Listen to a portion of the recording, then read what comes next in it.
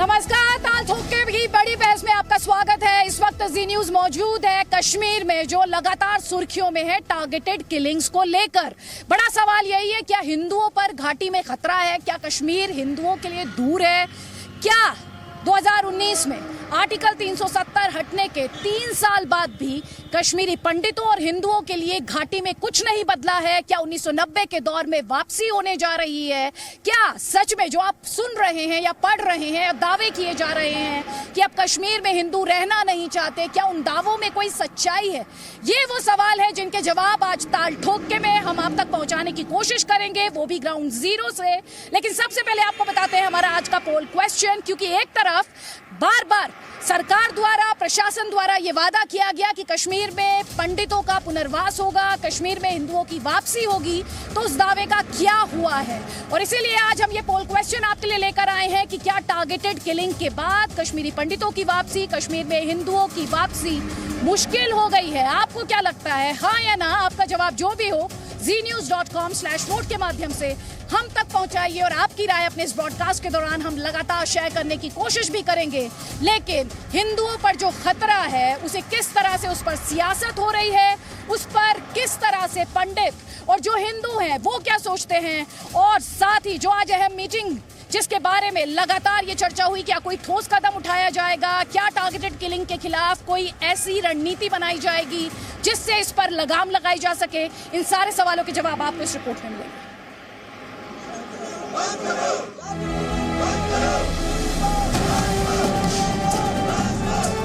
Sir, डर तो लग रहा है। बताओ सर, पहली बार हुआ है ये भट्टे पे, सर डर तो लगेगा।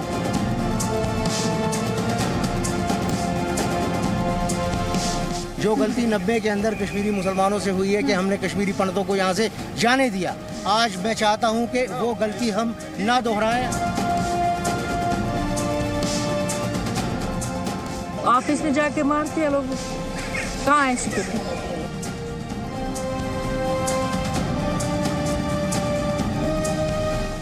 आपके माध्यम से मैं उनसे यही अपील करना चाहता हूँ, प्लीज डोंट लीव कश्मीर। हिंदू मुस्लिम सिख जिंदाबाद जिंदाबाद, मुर्दाबाद। से 70 हटाने के बाद भी कश्मीरी पंडित, कश्मीर की जनता, मैं सभी जनता की बात करता हूँ, हालत में कोई सुधार नहीं है और चुन चुनकर कश्मीरी पंडितों को मारा जा रहा है।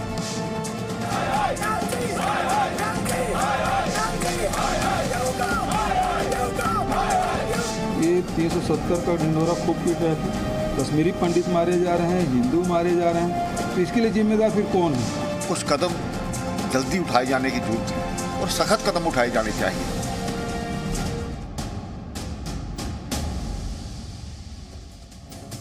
कई खास मेहमान हमारे साथ हैं। बहस की हम शुरुआत करें उससे पहले जल्दी से आपको आज का अपडेट हम दे देते हैं। लगातार आप तस्वीरें देख रहे हैं जिसमें पंडितों को, कश्मीरी पंडितों को सामान पैक कर जाते हुए देखा जा रहा है। लेकिन क्या घाटी में हर कश्मीरी पंडित पैकअप करने के लिए तैयार है? ये एक बड़ा सवाल होना चाहिए, क्योंकि जब जी न्यूज आज ग्राउंड पर गया है, लोगों से मिला है, पंडितों से बात की है, तो उनकी राय बटी हुई दिखाई दी है। एक वर्ग ऐसा है जो जाना चाहता है, घाटी में खुद को सुरक्षित महसूस नहीं करता, तो दूसरा धड़ा ऐसा भी है जो ये कहता है कि जब हमने 1990 के दौर में, जब आतंकवाद चरम पर था, तब हमने पलायन नहीं किया, तो फिर आज भी हम घाटी क्यों छोड़े, हम अपना घर क्यों छोड़े? क्योंकि ये सिर्फ घर नहीं, ये सपने हैं, और इन सपनों से मुंह मोड़कर हम कहां जाएंगे?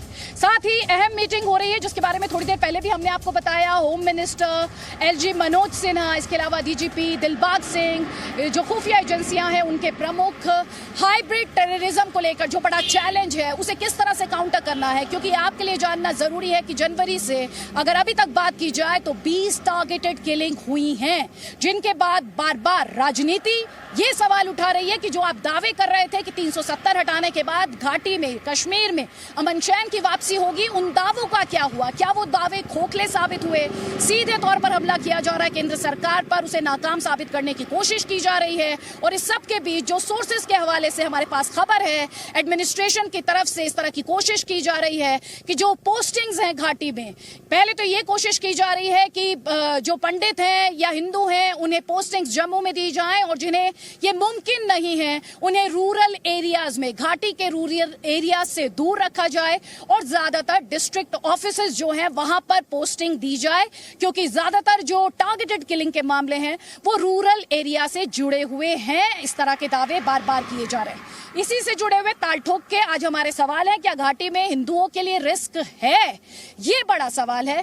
क्या घाटी से पंडित पलायन कर रहे हैं, जो आप सुन रहे हैं या जो दावे किए जा रहे हैं? क्योंकि कश्मीर की जब आप बात करते हैं तो आपको ये समझने की जरूरत है कि सब कुछ ब्लैक एंड व्हाइट नहीं है, कश्मीर में बहुत कुछ ग्रे भी है।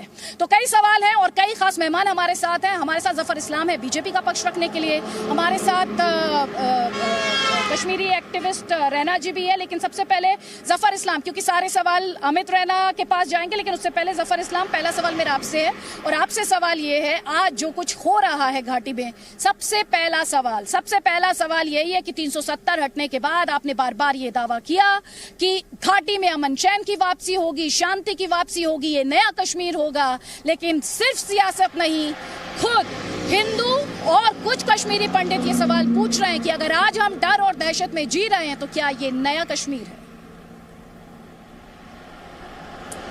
देखिए आदित्य जी, ये आपको ही मालूम है कि जब से 370 हटा है, 35 से हटा है, वहाँ बिल्कुल हालात चेंज हुए हैं। ये बात सही है कि पिछले कुछ दिनों से वहाँ पर ऐसी वारदात हुई है, टेररिस्ट एक्टिविटीज़ हुई है और इसकी जितनी भी निंदा की जाए कम है, इसलिए कि हम चाहते हैं, हमारी सरकार चाहती है कि वहाँ हमारे जितने भी पंडित भाई बहन हैं वो महफूज रहे, सुरक्षित रहे और उस के लिए जितने भी जो भी इनिशिएटिव लेने पड़े, जो भी कदम उठाने पड़े, हम उठाएंगे। सख्ती से निपटना है, निपटेंगे और वो हर चीज़ करेंगे जिससे इनकी सिक्योरिटी और सेफ्टी जो है वो महफूज रहे। दूसरी बात मैं कहना चाहता हूँ, देखिए कोई अगर ये कहता है कि फ़र्क नहीं आया है तो फ़र्क आया है। मैं आपको बताता हूँ कैसे फ़र्क आया है। आज आप कश्मीर में देखिए, ठीक है, कुछ डिस्ट्रिक्ट को छोड़ के देखिए, वहाँ बाकी इलाकों में जिस तरह से बेतहाशा टूरिस्ट जा रहे हैं, ये कभी सपने में भी नहीं सोच सकते थे कि कश्मीर अपनी ज़िंदगी में जा पाएंगे। आप देखिए वहाँ पर जो इन्वेस्टर्स जो इन्वेस्टमेंट करने जा रहे हैं, कभी उन्होंने सोचा नहीं था। और इंडियन ने, इंटरनेशनल इन्वेस्टर भी जो है, अलग अलग कंट्रीज़ के लोग आ रहे हैं इन्वेस्ट करने के लिए, कमिटमेंट किया है, इसलिए कि वो कल तक सपना में भी नहीं सोच सकते थे कि वो उन्हें ऐसा मौका मिलेगा कि कश्मीर में भी इन्वेस्टमेंट करने जा सकते हैं, घूमने तो छोड़िए। तो हालात चेंज हुए हैं, पत्थरबाजी नहीं होती है।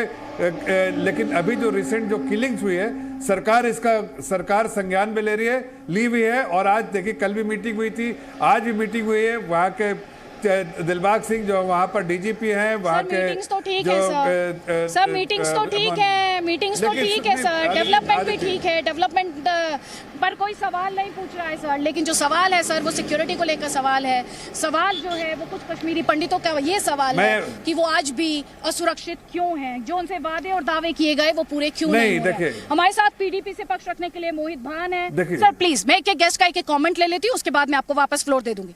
मोहित भान, घाटी में एक तरफ जो हो रहा है टारगेटेड किलिंग वो अपने आप में अफसोसनाक है, पर दूसरी तरफ हम क्या देख रहे हैं? दूसरी तरफ हम ये देख रहे हैं कि इन अफसोसनाक अटैक्स पर सियासत हो रही है।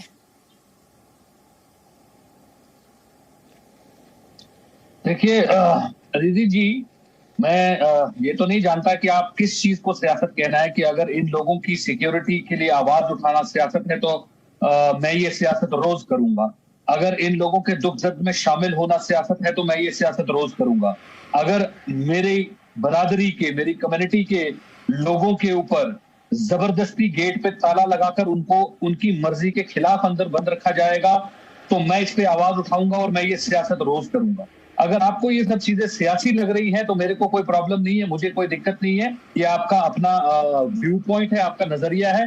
लेकिन हम सवाल सरकार की विफलता के ऊपर, हम सरकार की विफलता, जी सोल्यूशन ये है कि सबसे पहले सरकार को ये मानना पड़ेगा, जो एक उन्होंने स्मोक स्क्रीन बना के रखा हुआ है कि यहाँ पे सब कुछ नॉर्मल है, उनको ये मानना है कि चीजें नॉर्मल नहीं है, प्रॉब्लम है, प्रॉब्लम को एक्नॉलेज करने की जरूरत है कि प्रॉब्लम है। और उसके बाद उनको सारे स्टेक होल्डर्स को ऑन बोर्ड लेना चाहिए। जो पुरानी सरकारें रही हैं उनकी जो पॉलिसीज, अगर 2010 से लेकर 2019 तक कश्मीरी पंडित्स के ऊपर ड्यूरिंग पीक एजिटेशंस कभी कोई हमला नहीं हुआ, किसी को ऐसे निशाना करके मारा नहीं गया, तो कुछ तो पॉलिसीज दुरुस्त रही होंगी। उन पॉलिसीज को रिविजिट करने की जरूरत है। सब स्टेक होल्डर्स को बुलाइए, बात कीजिए, कंसेंसस बनाइए और एक हम सरकार के साथ कंधे से कंधा मिलाकर खड़े रहने को तैयार है। सो दैट कि हम ठीक है, जवाब लेंगे, माहौल बनाया जाए।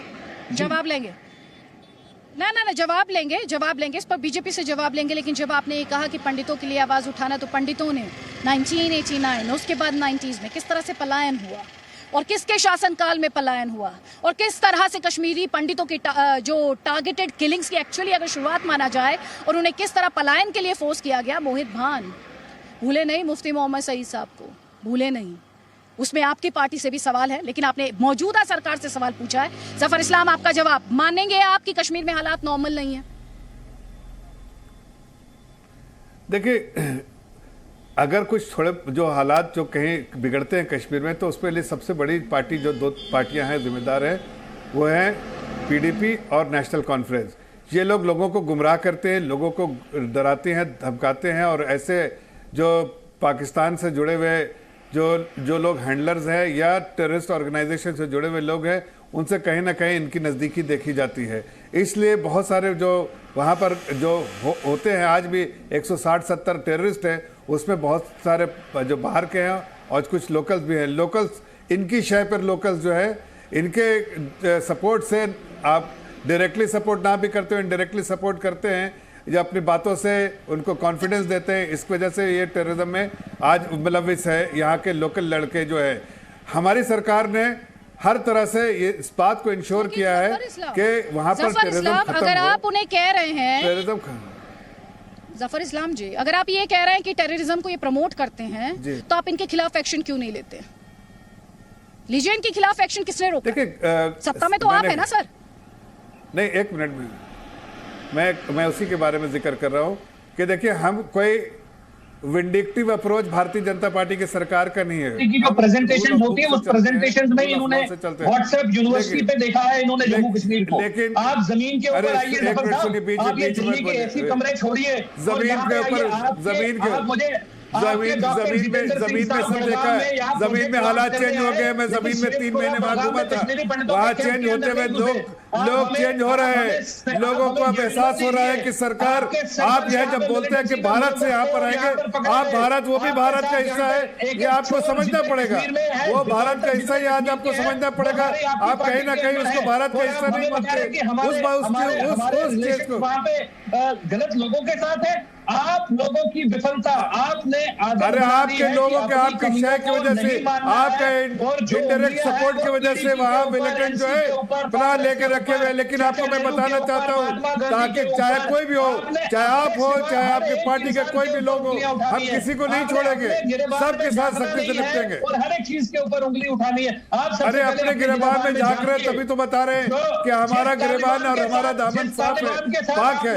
लेकिन आपके साथ आपके दामन को झांकते हैं तो देखते हैं तो समझ में आता है कि आपके दामन में बहुत दाग है, बहुत सारे जो पंडित भाई बहनों की मौत हुई है, और जो निहत्ते वहाँ के मुस्लिम एक कमेंट में उनका लूंगी, एक कमेंट में उनका लूंगी। नीलोफर मसूद, अभी आपने सुना। जफर इस्लाम, प्लीज सर, इस तरह से डिबेट नहीं। देखें, जिसके पास सत्ता है, अकाउंटेबिलिटी उसकी है। अगर आप आरोप लगा रहे हैं तो आप एक्शन लीजिए सर।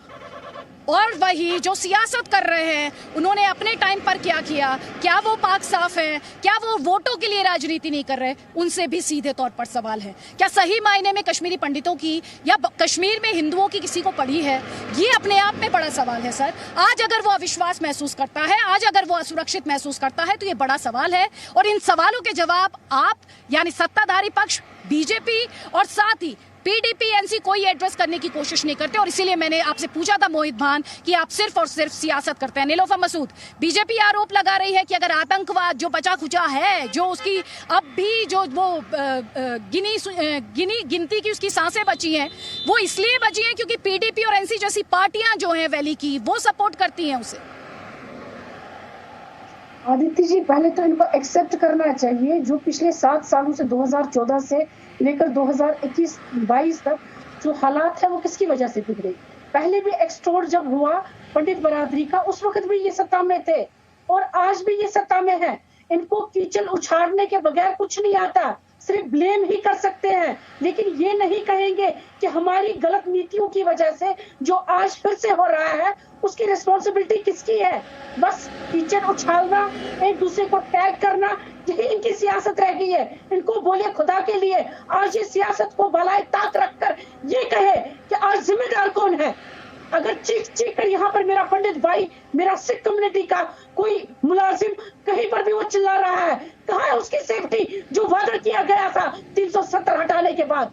कहाँ है वो सेफ्टी? मैं आपको रोकूंगी यहाँ पर एक बड़ा अपडेट हमारे दर्शकों के लिए, क्योंकि MHA की जो मीटिंग चल रही थी, home minister LG Manoj Sinha, इसके अलावा खुफिया एजेंसियां और साथ ही JNK पुलिस की चीफ दिलबाग सिंह इस मीटिंग में शामिल थे। आपको ये बता देते हैं ये मीटिंग खत्म हो चुकी है, घंटों ये मीटिंग चली है और 2 घंटे ये मीटिंग चली है और ये अपने आप में इस मीटिंग पर हर किसी की निगाह है इस लिहाज से कि इस मीटिंग का आउटकम क्या निकलता है, इस मीटिंग का नतीजा क्या निकलता है। क्योंकि जिस तरह एक तरफ ये हाइब्रिड टेररिज्म, ये पिस्टल वाला आतंकवाद और आतंकी आता है, शूट करता है और उसके बाद क्राउड में जाकर कहीं खो जाता है। ये नया चैलेंज, एक बड़ा चैलेंज, ना सिर्फ नया बल्कि बड़ा चैलेंज, और साथ ही जो अविश्वास और जो असुरक्षा की भावना इस वक्त हिंदू महसूस कर रहे हैं घाटी में, उसे किस तरह से एड्रेस किया जाए, उन्हें ये कैसे इंश्योर किया जाए कि वो सेफ फील करें, वो ये महसूस करें कि वो सुरक्षित हैं और उनके लिए किसी तरह की थ्रेट नहीं है। तो ये ड्वेल चैलेंज है। इसके अलावा अमरनाथ यात्रा को लेकर जो खतरा है, जो आशंकाएं हैं,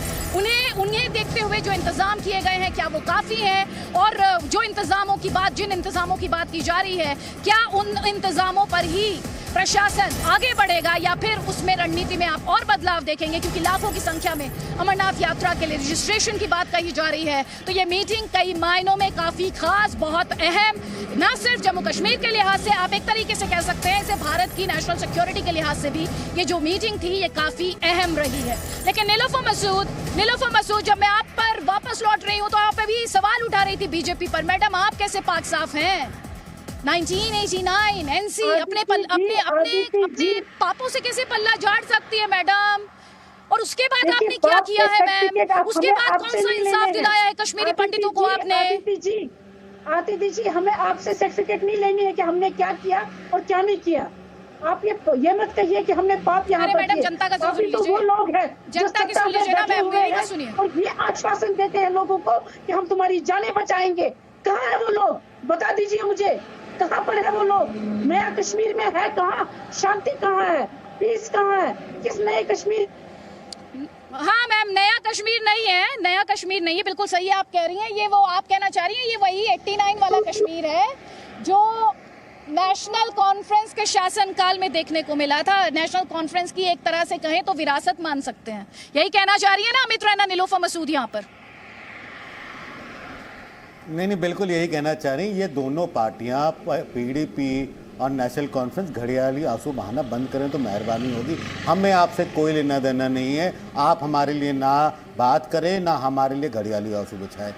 दिसंबर 2021 में खान साहब की महबूबा दिल्ली आती हैं, जनपथ पे जंतर मंतर पर जाती हैं और अपना छाती पीटती हैं किसके लिए? एक आतंकवादी सुरक्षा कर्मियों द्वारा मारा जाता है। फिर वही महबूबा, खान साहब की महबूबा, फिर पिछले महीने एक आतंकवादी यासीन मलिक जिसने उनकी बहन को अगवा किया था, उसको लेकर छाती पीटती कि उसके साथ बहुत गलत हो गया। तो ऐसी पार्टी से अगर हम उम्मीद करेंगे कि वो कश्मीरी हिंदुओं की बात करेंगे, कश्मीरी पंडितों की बात करेंगे, तो हमसे बड़ा कोई मूर्ख नहीं होगा और इनसे बड़ा कोई धूर्त नहीं होगा। तो इन दोनों धूर्त पार्टियों से निवेदन है मेरा और समुदाय की तरफ से निवेदन है कि आप हमारी बात ना करें। हमारी बात करने के लिए हमारे पास लोग हैं और हमारी अगर हमारी नाराजगी हमारी सरकार से है तो हम अपनी सरकार को अपनी नाराजगी सुना देंगे। आप हमारी बात ना करें।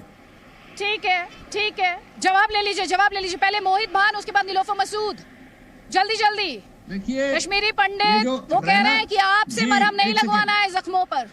जख्म तो आप ही के दिए हुए। मैं बता देता हूँ, मैं जवाब दे देता हूं इनको। ये रैना साहब जो हैं ये एक नॉन एंटिटी है कश्मीरी पंडित के अंदर। रूट सिंह कश्मीर का एक भी नुमाइंदा आज अभी कश्मीर के अंदर नहीं है कश्मीरी पंडित बिरादरी के साथ बैठने के लिए, उनके दुख सुख में उनके साथ खड़े रहने के लिए। और ये कोई सर्टिफिकेट लेकर नहीं आए कश्मीरी पंडित समुदाय से उनकी नेतागिरी करने के लिए। ये एक ड्राइंग रूम के बैठ के अंदर 4 लोग इलेक्शन करते हैं, आप लेकर आए हैं, आप दुश्मन की गोद में बैठेंगे, आप जैसे जयद्रथ नहीं देश को खराब किया। आप जैसे आप तो जयद्रथ है, आप देश के गद्दार है, आप सर्टिफिकेट बांटेंगे, आप समुदाय के गद्दार है, आप सर्टिफिकेट बांटेंगे।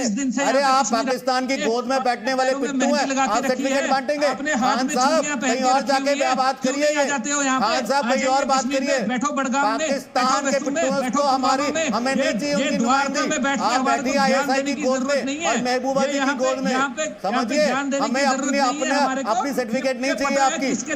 आप हैं रिस्पॉन्सिबल आज हमारी हालत के लिए। चीज पता है कि आप किसके तलवे चाट के स्टूडियो तो आते हो, कहां से आपको क्या पता है? महबूबा मुफ्ती को पहले जेल में होना चाहिए, अपनी बहन को झूठ मूठ में गिरफ्तार किडनैप करवाने के लिए और आतंकवादियों को छुड़वाने के लिए सबसे पहले तो उसे अंदर डालिए। आप किसके तलवे चाट के यहाँ स्टूडियो तक पहुंचे हो और कहां से खान साहब बिल्कुल बिजली का बिल जमा होता है, कहां से आपकी थाली की रोटी चलती है, अस्सलाम वालेकुम खान साहब। आप एक काम करो, दिल्ली से निकलो और यहाँ बड़गाम आ जाओ, खान साहब पुलवामा आ जाओ, अस्सलाम वालेकुम खान साहब, यहाँ लाल चौक आ जाओ, वहां से निकलो गांधरबल आ जाओ। ये हिजड़ों की तरह दिल्ली में लाल चौक में बैठता हूँ, समझ गए आपकी जरूरत नहीं है। ये किस तरह की भाषा है? प्लीज मोहित बान, अमित रैना, प्लीज एक सेकेंड, आप मर्यादित तरीके से बात कीजिए। एक सेकेंड रुक जाइए प्लीज। मैं इस तरह से डिबेट नहीं करूंगी। निजी हमले नहीं, प्लीज सवालों के जवाब मिलने चाहिए भाई। जनता वक्त निकाल कर देखती है शो को। आप इस तरह के निजी हमले, इस तरह की सस्ती भाषा, मर्यादित तरीके से बहस होनी चाहिए, इसलिए ये बहस करते हैं हम। जल्दी से एक कमेंट भरत कचरू जी। इस समय जो वैली में भरत कचरू, बड़ा सवाल ये है, बार बार ये कहा जा रहा है क्या 1990s के दौर में पहुंच रहा है, वापस लौट रहा है कश्मीर। ये दावे हैं, सियासत है। अदिति जी, मैं सुन रहा था, बीजेपी के प्रवक्ता को भी सुन रहा था और अपने समुदाय के 2 जन को भी सुन रहा था। ये समय आपस में तू मैमे का नहीं है। ये समय है कि अध्ययन करने का कि हमारा 8वां पलायन क्यों हुआ, ये किसकी वजह से हुआ। हम पिछले 32 साल से चिल्ला के बोल रहे हैं, हम कश्मीरी पंडितों को इग्नोर किया जा रहा है। और सबसे बड़ा इग्नोर जो किया है, जिसके ऊपर उम्मीद थी हमारी, जो भारतीय जनता पार्टी है, उसको कश्मीरी पंडितों ने तन मन धन सबसे विश्वास किया था। और 2014 में हमारा इतना विश्वास बढ़ गया था कि हमारी उम्मीद बढ़ गई थी। और सबसे बड़ी उम्मीद, अदिति जी, मैं आपके पास 5 अगस्त 2019 पूरा दिन आपके स्टेडियम में बैठा था, अगर आपको याद होगा तो पूरा दिन हमने खुशियां मनाई थी। 370 हट गया। हमें उस समय क्या बोला था कि 370 आपकी रिहेबिलिटेशन के लिए हटा दिया गया है। कश्मीरी पंडितों का दरवाजा जो था वो 370 हटाने का था, 370 हट गया, कश्मीरी पंडितों का दरवाजा खुल गया। लेकिन आज ये क्या बोल रहे हैं बीजेपी के प्रवक्ता यहाँ पे, ये बोल रहे हैं कि नहीं, वहाँ बिजनेस खुल गया, वहाँ इन्वेस्टमेंट हो गया, वहाँ डेवलपमेंट हो गया। इसका मतलब आपने 370 ठीक है, जवाब लीजिए ज़फ़र इस्लाम। अमूल, टाटा, बिरला के लिए खोला था, कश्मीरी पंडितों के लिए, रिहेबिलिटेशन के लिए नहीं खोला था, जो पिछले 10,000 साल की जवाब ले लीजिए, इन्वेस्टमेंट के लिए बैठे थे। जवाब ले लीजिए ज़फ़र इस्लाम, वो वही बात कह रहे हैं कि डेवलपमेंट अलग बात हो गई, इन्वेस्टमेंट अलग बात हो गई, और सुरक्षा, लॉ एंड ऑर्डर, लोगों में विश्वास अलग बात। हाँ, दीजिए जवाब दीजिए। मैं सिर्फ देखिए, एक बात, हमारी पूरी बातों से एक बात उठा के और उसको कोट करना ये गलत है। मैंने कहा वहाँ पत्थरबाजी कम हुई है, ख़त्म हो गई है, वहाँ पर जो टेररिज्म का नस्त नाबूद हम कर रहे हैं। ये जो 160 टेररिस्ट बचे हुए हैं, वो भी अब उन पागलों की तरह बाहर घूम रहे हैं और इस तरह की हरकत कर रहे हैं, उनको भी ठिकाने लगाएंगे। मैंने कहा कि वहां पर हालात ऐसे हो गए कि अब लोग इन्वेस्टमेंट करने के लिए, एक मिनट आप यही आपदा बता रहे हैं, आप कितने साल आपदा बताएंगे हम। और ऐसे हालात ऐसे हो गए कि आज लोग इन्वेस्टमेंट करने के लिए तैयार, लोग टूरिस्ट यहाँ आते थे, और आज आपको लिए नहीं, और आपको भी एक मिनट बीच में बोलिए, अरे सुन तो लीजिए, आप बीच में बोलेंगे तो आप हमारी बात देखिए, मैंने सुन लिया आपकी बात, आप सुन लीजिए, एक मिनट सुनिए। अरे भरत जी पहले, भरत जी नहीं, एक एक करके अरे सुन तो लीजिए, एक एक करके प्लीज, मैं आपकी बात किसी को समझ नहीं आएगा। ज़फ़र इस्लाम 20 सेकंड्स है आपके पास। ज़फ़र इस्लाम सफर इस्लाम उन्होंने जो सवाल पूछा है वो कुल मिलाकर ये सर सुन तो लीजिए, सवाल सुन लीजिए सवाल सुन लीजिए। वो ये कहना चाह रहे हैं आप बदला ले लेंगे, लेकिन जिसने अपना बेटा खो दिया, जिसने अपना पति खो दिया, जिस बच्ची को आज मैंने देखा, उसके पिता का नाम सतीश राजपूत था। कुलगाम में उसने अपने पिता को खोया अप्रैल के महीने में।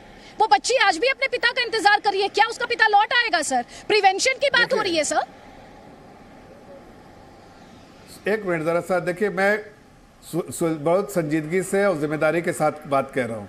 देखिए, सरकार का जो दायित्व होता है कि वहाँ जो हालात ऐसे पैदा कर दो कि वहाँ पर जो आम नागरिक अपने आप को सुरक्षित महसूस करे, और वो हम जिम्मेदारी निभा रहे हैं। आपको लाना हमारा फर्ज है, हमारी जिम्मेदारी है, हमारा दायित्व है।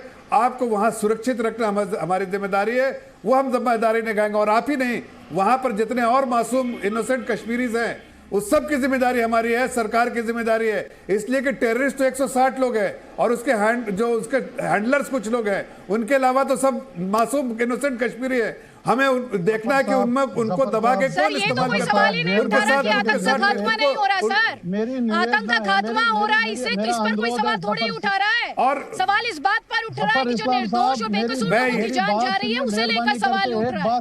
सुनील पंडिता, आपको कुछ कहना चाह रहे हैं? जवाब दीजिए, जवाब दीजिए प्लीज। सुनील पंडिता सर, सुन लीजिए। जफर इस्लाम साहब मेरी एक मेहरबानी करके मेरी बात सुनिए। आप हमेशा बोल रहे हैं पाकिस्तान से टेररिज्म आ रहा है। हेलो, बोलिए, आवाज आ रही है? कीजिए, आपकी आवाज आ रही है, प्लीज कहें आप।